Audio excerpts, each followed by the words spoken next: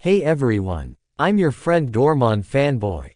Today, I've brought a very interesting fanfic story for you, which is, What If Doraemon's Battery Never Died?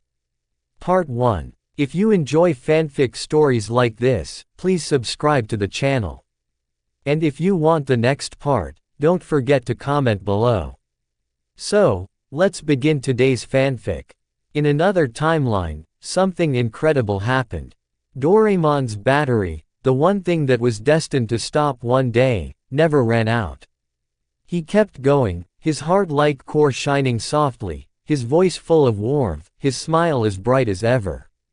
Nobita, the same clumsy, lazy boy, woke up every morning to Doraemon's gentle wake-up call. Nothing changed at first. Nobita still forgot his homework, still came home crying after being bullied by Gion, and still begged Doraemon for help.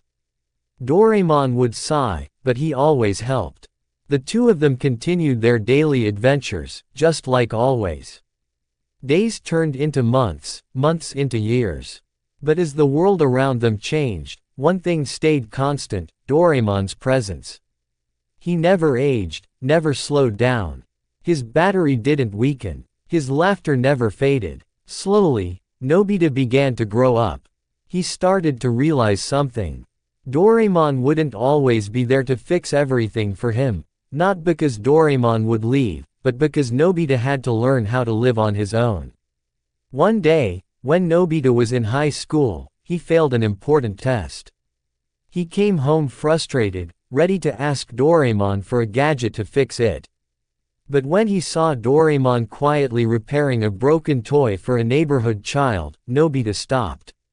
He saw how gentle Doraemon was, how much he cared for others, and something inside Nobita shifted. That night, Nobita didn't ask for a gadget. He sat down, opened his book, and began to study. Doraemon noticed, smiled quietly, and said nothing.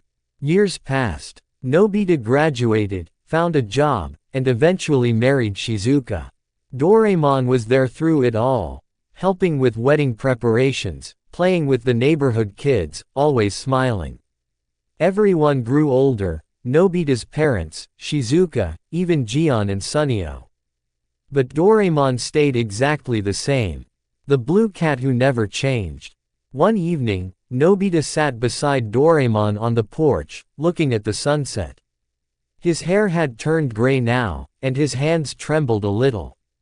Doraemon looked the same as he always had.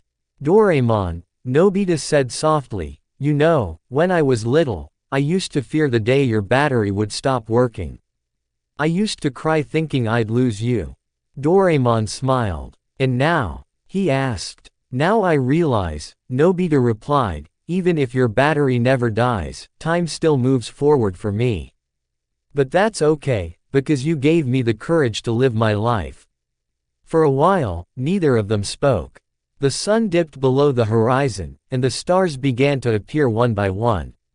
After that day, Nobita continued to live a quiet, peaceful life.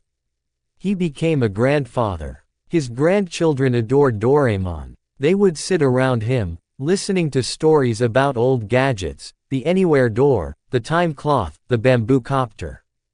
Doraemon, who once belonged to the future, had become part of human history, a bridge between generations. Then one day, after a long and happy life, Nobita peacefully passed away in his sleep. Doraemon was by his side till the end, holding his hand.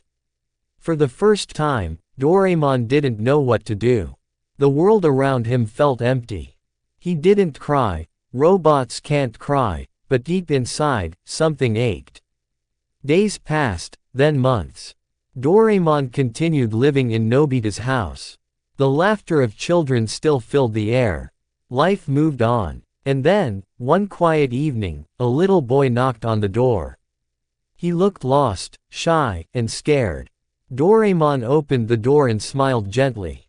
"What's wrong?" he asked. I failed my exam," the boy said, wiping his tears. Doraemon chuckled softly. "You remind me of someone I used to know," he said.